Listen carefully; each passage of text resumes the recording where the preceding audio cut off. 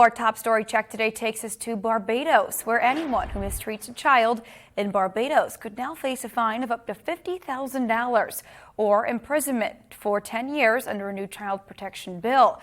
Under the legislation, abuse includes child labor, cyber abuse, emotional abuse, financial abuse, physical abuse, sexual abuse, and verbal abuse. The Minister of People Empowerment and Elder Affairs, Kirk Humphrey, said the stiff penalties in the bill are a reflection of how government views cruelty to children in Barbados. The point that we are making through these penalties is that we are taking this matter extremely seriously.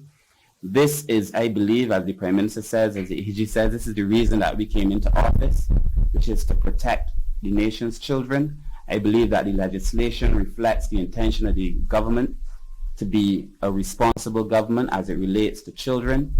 And this will be the first of a series of social legislation to come. And Humphrey added that reporting child abuse will also be mandatory, so anyone specified as having a duty of care to a child who becomes aware of abuse and fails to report it can be fined $10,000 or jailed for up to 2 years. In the legislation, and I'm sure in the question and answer we could bring it out, but in the legislation, we have deemed certain people as duty bearers, persons who in their professional capacity come into contact with information pertaining to children, like doctors or lawyers or persons you may take your cell phone to who may see something on the phone that is clearly evidence of child abuse.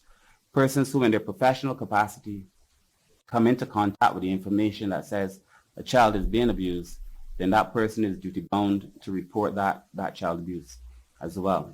And so that makes it very clear in relation to who has to report.